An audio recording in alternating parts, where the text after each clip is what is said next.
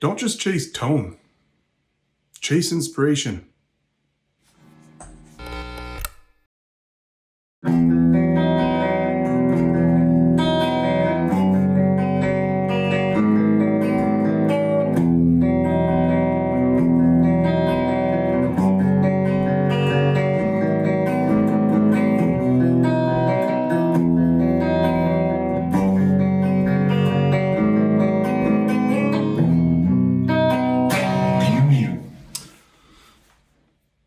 Kind of out of ideas.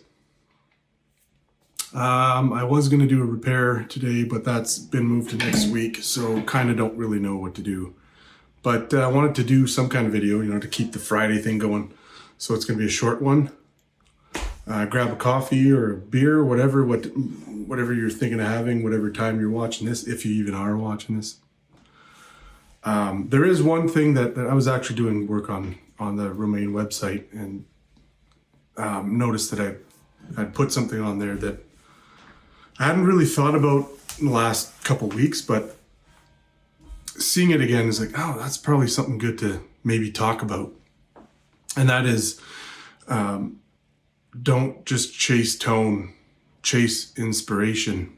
And I find a lot of people, myself included, are get stuck in these tone chasing rabbit holes throughout different times in your life. Like I spent time when I was younger trying to sound like my idols of the time, and they all had high gain amps and pointy guitars, and trying to get their sound so that you could sound like them on the record.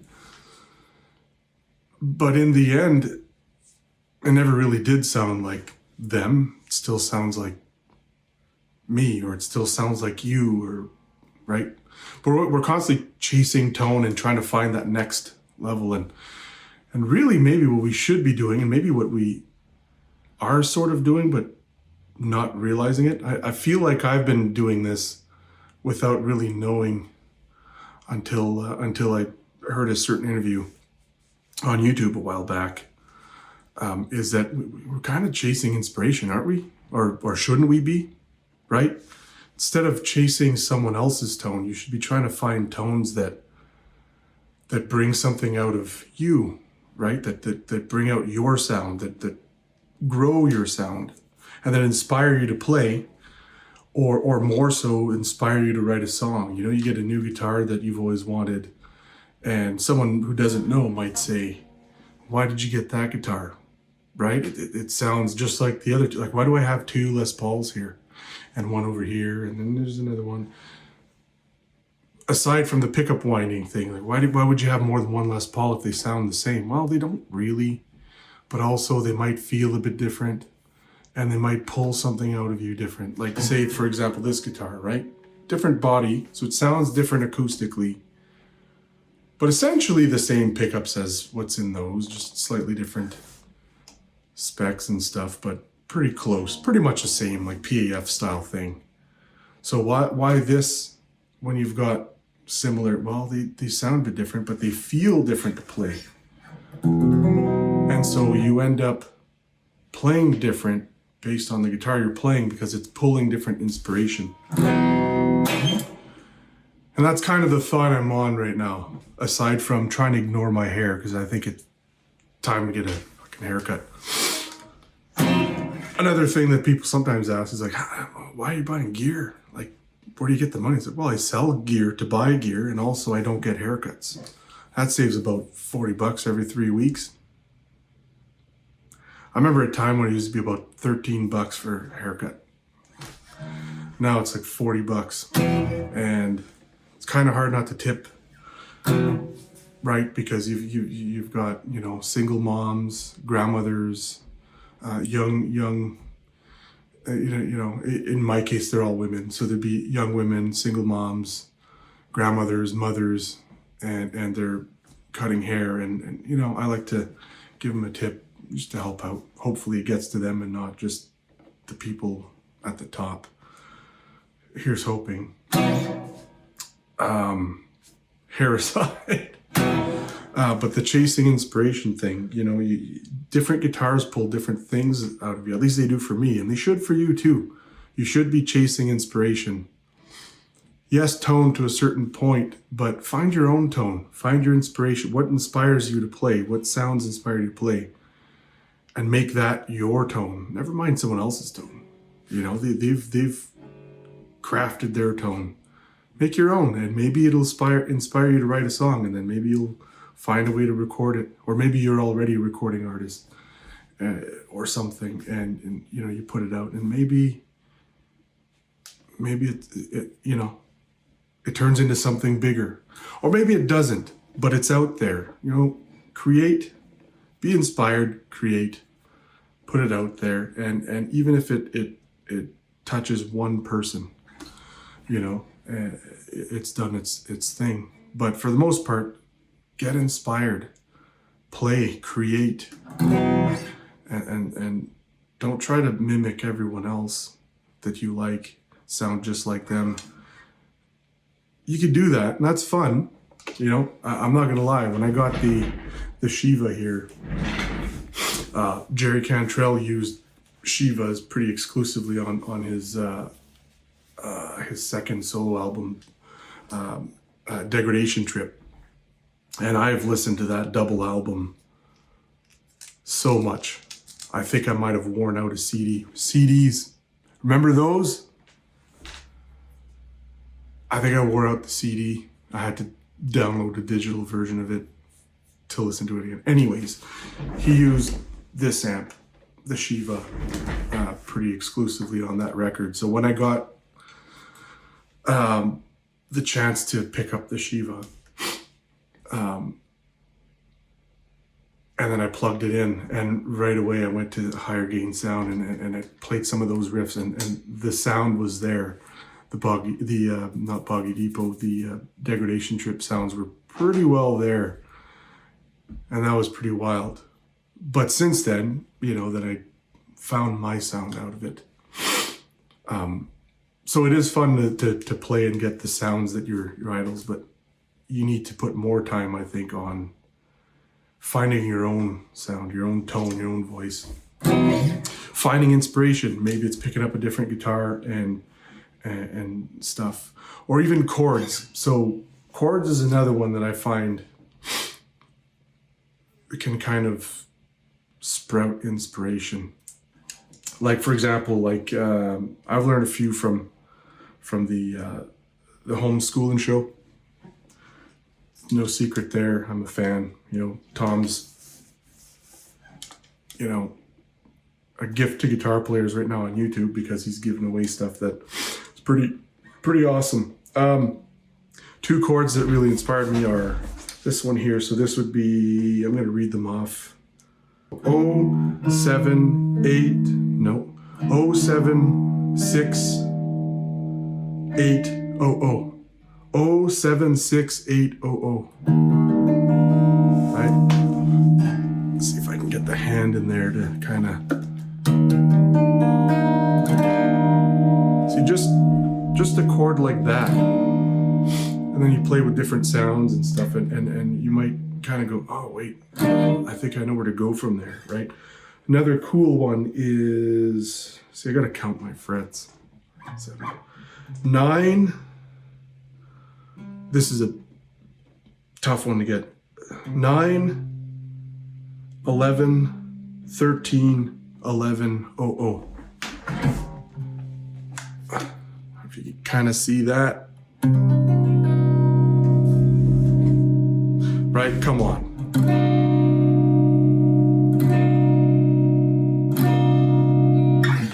It's a pretty sad chord. I love sad chords. One I stumbled on just last night, just tinkering.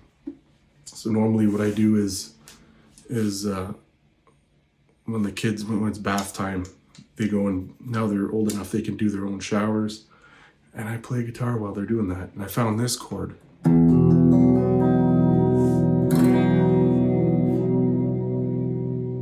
So that is 133010.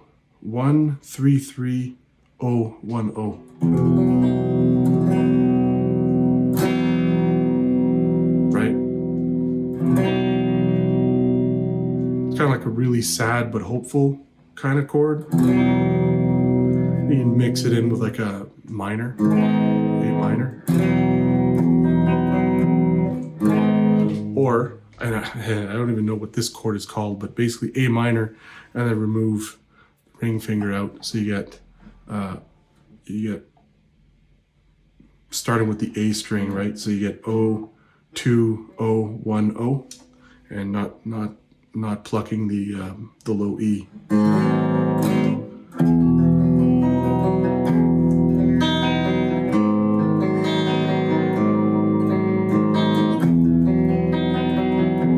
So you're just playing around with chords, and then if it does something inside, right? Like if it tugs on heartstrings, whether it makes you happy or sad or whatever, like try to pull whatever you're feeling inside here, whether it be good or bad, and find chords, and then see which ones really resonate with that feeling, and just play around. Eventually you come up with a song idea, maybe. And if not, then hey, you tried. But find your inspiration, whether it's chords and tones or different guitar. That's kind of why, like, a lot of guitar players I know have, they have multiple guitars. They don't all do the same thing. They don't all spark the same whatever inside you, right?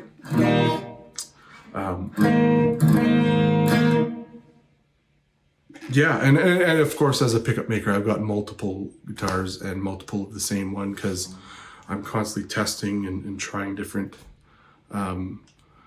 spec differences. Even in the 59ers, which are, strictly within the confines of PAF spec, there's a lot of range there still within it. So I'm playing around, mismatched coils and swapping magnets and stuff. And usually when a new year comes out, I make a set of 59ers just to put in one of my guitars to test, just to make sure that I'm either my consistency is still there for the coming year, or if I'm getting even better, right? So I'm always trying to improve that and fine tune things, and so far. So this one's got the first set of 59ers for 2025. But in the end, really, although I make my own pickups and I sell them and all that, and I own a little boutique pickup brand, whatever, in the end, I'm still just kind of tone chasing and chasing inspiration, right? Changing pickups, trying different things just to see if I can tweak the sound even just a bit, where something pops up and inspires. Yeah, I think that's kind of, this show, we fly by I fly by the seat of my pants. We just wing it. Low production, and I'm not making a living doing YouTube, so why spend hours and hours a day planning and scripting this shit, right? I want to keep it real though, too, and make it like a hangout, but also to show that you can trust me as a person and as a pickup winder, but also to talk about guitars. But that's the big thing for me today. So that'll be today's send off, is don't chase tone, or don't just chase tone. Chase tone because it's fun and it's cool and you could stumble upon new things, but don't just chase tone. Chase inspiration. Get inspired, create. The world could use more art, more human-made art, music, whatever it be. In our case, it would be music because we're playing guitar. But chase inspiration in whichever way you can, whether it be, selling some stuff and buying a different guitar, or selling some stuff, or saving up, or maybe you got the cash and you're not, maybe you got the cash, get that amp you've been kind of humming and hawing about. Or if you're looking for an amp and there's one you want, but then there's one that you can afford right now, well, make the efforts to get the one you want. You know, buy once, cry once, and maybe you'll get more inspiration out of it. You know, or get a haircut, and maybe you'll feel more inspired. Or grow out your hair, maybe you'll get more strength like Samson, or however the story goes. But yeah, that's where we're at. That's the vibe today. The interview was, I forget what YouTube channel it was, but it was Keith Urban, and they were talking about tone and gear and guitars and what makes you collect certain guitars. And he said it wasn't necessarily the vintage aspect, it's whatever inspires him, right? And then that's when he said at some point in his career, he just realized chasing tone wasn't the answer, it was chasing inspiration. And it makes a lot of sense for him as a singer-songwriter and a, you know, wicked guitar player too. You know, he makes a living writing songs, so why wouldn't you chase inspiration pretty much exclusively, right? But just because he's doing tours and say we're not, maybe someone's watching this and does tour or plays in the studios or whatever, but doesn't mean that we can't chase inspiration too, right? So yeah, have a good weekend. And you know, I've been Jas. This has been the 59er Winder Show. Chase inspiration, not just tone, and see what you come up with. That's where we're at. So the chords again, right? 1 3 3 0 1 0. That's a good one. There's that one. I gotta count it again. You know what? Just watch. Go back to where I said what frets, because I don't feel like counting right now. That's a cool chord. You know, you got probably the saddest chord for me. This one here is one that really, like, I feel this one in my heart right here.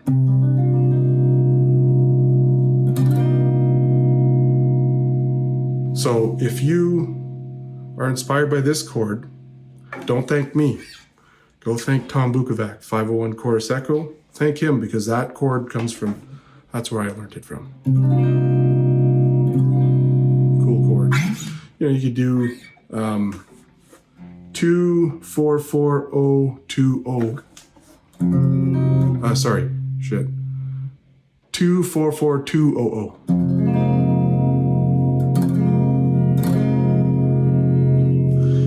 And then move to the 5th fret, right? 5 7 7 6 0 0. Move that same thing 2 frets up or down, like this way, whatever they call this. Is that up? Right? And then go back to that original shape from here. Right, 2 4 4 2 0 0. Do it on the 9th fret. Right, so you basically same shape. You just exchange these 2 fingers.